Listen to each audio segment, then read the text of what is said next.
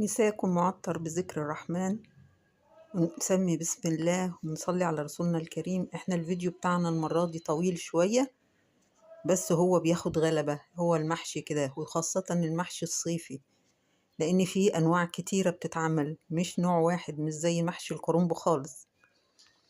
بنسلق ورق عنب، ومنقور بتنجان، ونقور كوسة، ومنقور بصل، ونقور طماطم وفلفل. يعني بياخد غلبة كبيرة أوي. أنا معايا حوالي كيلو إلا ربع بصل كده، خرطته مربعات عادية جدا، وبحط حتة ليا كما هو المعروف عندي. ما عنديش محشي من غير حتة ليا أبدا. ومعاها الزيت، حطيت عليها البصل ما بيحمرش، يا دوب يصفر بس. بروح منزلة عليه الطماطم على طول، وبسيبها تتسبك براحتها. معايا بقى كيلو وربع ورق عنب. طبعا انا مش هعمل الكيلو وربع، انا بخزن بقى ورق العنب على الطريقة دي، مش بجيبه كله مرة واحدة واقعد اخزن واشتغل طول النهار، لا. انا بجيب حوالي كيلو وربع، انا باخد منه اقل من نص كيلو، يعني مش باخد كمان النص كيلو. والباقي كله بروح شايلاه في الفريزر بعناقيده زي ما هو كده في اكياس، بعد ما يكون صفى وتهوى وبرد خالص. بيتشال عندي في قلب الفريزر من السنة للسنة، ما بيجرالوش أي حاجة. بطلع منه وأعمل كل مرة. أنا كل اللي بعمله إن أنا بغلي المية. أول ما تغلي المية أكون أنا غسلته كويس جدا كذا مرة، وصفيته في المصفى وخدته، أروح طافية البوتاجاز وأروح منزلاه في قلب المية المغلية. يعني هو دلوقتي البوتاجاز مطفي، مش والع. يا دوب بفضل أتك عليه وأقلبه كده لغاية ما لونه كله يغير من الإخضرار للون اللي انتوا شايفينه دوت. بس هو كده كفاية عليه قوي، مش محتاج انه لا يغلي ولا الكلام ده خالص. بجيب الرز بتاعي وبحط عليه معلقة توم مهروسة، وببتدي أحط التوابل بتاعتي. معروفة طبعا التوابل: ملح، فلفل، كمون، كزبرة ناشفة، نعناع. بحط حبة بابريكا للطماطم، بحط شطة لو ما فيش فلفل حامي يعني، وبحط الخضرة بتاعتي: شبت وبقدونس وكزبرة. بس بقلب بقى التوم مع التوابل مع البقدونس في قلب الرز، عشان التوم يظهر ريحته وطعمه مع الرز. بيفرق جدا معلقة التوم ديت على فكرة. وببتدي أنزل الصلصة بتاعتي اللي اتسبكت، طبعا هي لونها جميل، دلوقتي هتشوفوها وهي متقلبة في الرز، اللي بتحتاج صلصة ولا أي حاجة خالص. هي بتدي لون جميل لوحدها. وبكون حاطة لها حبة سكر عشان الحموضة. بعد كده أنا عندي صينية كبيرة اهي، ديت أكبر صينية عندي مدورة، أنا قطعت فيها حلقات بصل وحلقات طماطم.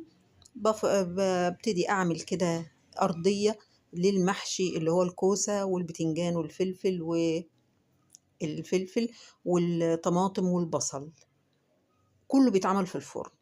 أما الطواجن ديت بقى، دي هيتعمل فيها ورق العنب، وهعمله بطريقة المكرونة اللي هي بنعملها باللحمة المفرومة. بحط لها الأرضية بصل وطماطم زي ما بعمل للمكرونة، وبحط اللحمة المفرومة المتعصجة عندي هي متعصجة تعصيجة عادي جدا، وحطيت لها ملح وفلفل وسنة قرفة بسيطة جدا، مفيش أكتر من كده. بس بحطها في الطاجن من تحت، وببتدي ألف ورق العنب بتاعي،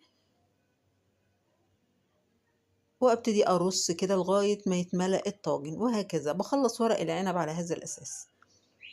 وطبعا لف ورق العنب بيبقى سهل وبسيط، ما هوش مشكلة يعني، طالما ورقه جاهز عندي وعلى اللف على طول. وطبعا مش هقدر اعمله كله وانا واقفة، ده اكيد يعني. انا صورت بس حبة وانا بعمل، بعد كده بفرش فرشتي بقى واقعد والف كله وانا قاعدة.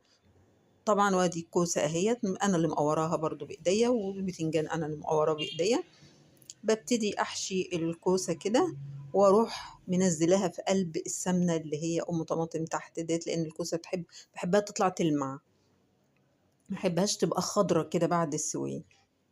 ببتدي ارص في قلب الصينية بقى الكوسة والبتنجان جنب بعضه، واحط الفلفل والطماطم والبصل في الوسط كده، عامل لهم منظر جميل كده، بيبقى منظرها جميل. على رأي ابني الصغير قال لي: ده شكلها عامل زي التورتيه يا ماما. برضه بتدخل الفرن، وهتشوفوها وانا بحط لها القعد بتاعها من الشوربة، وبسقيها بمية مية يعني شوربة، وفي قلبها معلقة صلصة كده. ولو محتاجة سمنة بحط لها، بس أنا شايفة إن الشوربة كانت دسمة جدا يومها، والرز كمان كان دسم جدا، ما كانش محتاج إن أحط زبدة ولا سمنة بلدي على الوش. عندي حبة لسان عصفور أحمرهم في حتة سمنة بلدي أهوت، وكان عندي حتة لحمة مفرومة أنا حيشاها للسان العصفور دوت، اللي باقية من تعصيج اللحمة المفرومة اللي أنا عملت بيها الطواجن. أهي حتة صغيرة يعني مش كبيرة أوي، يعني ما تجيش حتى ربع كيلو ما تجيش. نزلتها بعد ما اتحمر لسان العصفور عليها، وببتدي أحط الشوربة وأحيّقه التحييق العادي، ملح وفلفل وبهارات لحمة، بس ما فيش أكتر من كده، لإن الشوربة واخدة حيائها كله، وواخدة ورق اللورا والحبهان وكل حاجة. وبُصّوا منظر الشوربة دسم وجميل قد إيه. طبعًا الشوربة دي مش شوربة لحمة بس، لأ، دي لحمة ومعاها نُص ماسورة. الماسورة دي أنا باطلبها من الجزار، أقول له قطّعها لي، ومش باخدها كلّها مرّة واحدة في الشوربة، بتطلّع لكم شوربة في منتهى الجمال، يتعمل عليها المحشي، ولو عايزة تعملي بيها فتة تعملي، بتطلّع شوربة جميلة جدًا، لإن للأسف اللحمة الأيام دي مش بتطلّع شوربة حلوة زي بتاعة زمان أبدًا. أهو أدي حبّة شوربة من على الوش دسمين، حطيت عليهم معلقة صلصة وملح وفلفل، ورُحت مغرقة بيهم البتنجان، وبعد كده باحط كام كرنيب كده شوربة للصينية بتاعة البتنجان والكوسة، وابتدي أغطيها بالفويل واروح مدخلاها الفرن. طبعا الفرن والع بقاله شوية عشان يسخن جامد. بحطها على الأرضية من تحت شوية حوالي 10 دقايق، بمجرد ما بسمع غليانها وتطلع ريحة البتنجان والكوسة كده والفلفل مع بعض، ببتدي أرفعها فوق. وهكذا ورق العنب أهوّة قطّعت له ليمون وحطيته له على الوش، عملت طاجنين صغنّنين أهُم أنتم شايفينهم ورق عنب، دول حاميين نار، متقطّع معاهم فلفل حامي، دول بتوع ابني اللي هو بيحب الحاجة الحراقة موت، مع إن المحشي أصلًا حراق، لكن هو يقول لك لأ مش حراق ولا حاجة. باغطّيهم برضه بفويل وباسقيهم الشوربة بتاعتهم، القعد بتاعهم. وآدي لسان عصفور مليت بيه الطواجن أهوّة الصغنونة ديّة، وهيتبقى طبعًا شوربة في قلب الحلة للي عايز كده لوحده من غير طواجن. الطواجن دي بتنشف في الفرن وبتبقى جميلة جدًا، وبتعمل وِش كده جميل للي بيحبها، واللي عايز شوربة عادية سادة ياخد، واللي عايز من ده سادة. برضه حطيت معلقة صلصة في قلب الشوربة، وبابتدي أسقي بيها الطواجن، وأكمّل ال من الشوربة العادية اللي عندي الدسمة ديّة. باقفّلهم بقى بالورق الفويل، وأبتدي أحطهم على طول في الفرن.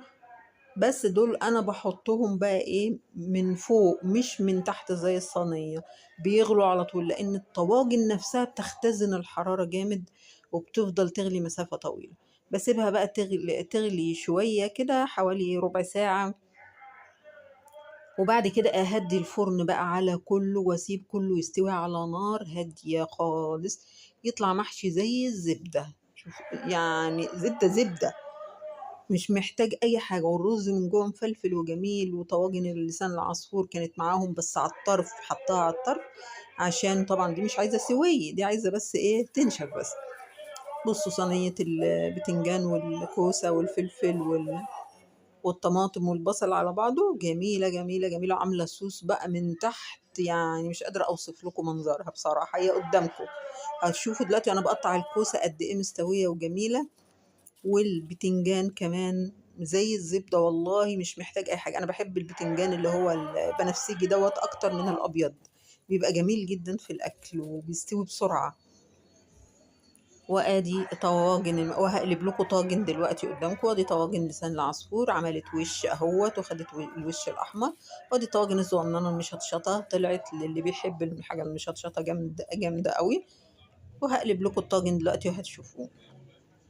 الحاجة الحمد لله يعني طلعت في منتهى الجمال، مضبوطة كحُدْق ومضبوطة سِوِيّ وطعمها لذيذ جدًا، جدًا، جدًا. وطعم الورق العنب طبعًا لمّا تاخديه كده مع المعلقة كده أو الشوكة مع حتّة اللحمة المفرومة بيدّي طعم لذيذ جدًا، جدًا، جدًا.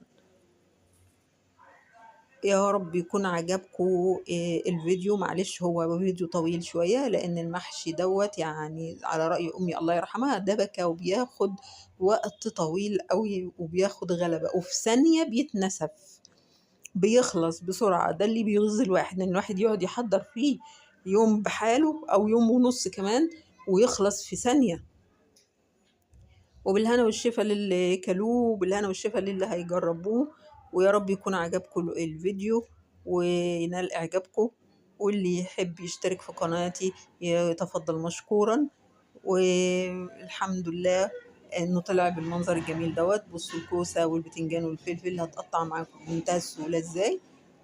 يا رب يكون نال إعجابكم الفيديو، وما كنش رغيت كتير في الفيديو دوت، بس هو المحشي عايز رغي كتير، وخاصة المحشي الصيفي. والسلام عليكم ورحمة الله وبركاته. أترككم في رعاية الله، أشوفكم في فيديو قادم إن شاء الله إذا كنا من أهل هذه الدنيا. والسلام عليكم ورحمة الله وبركاته.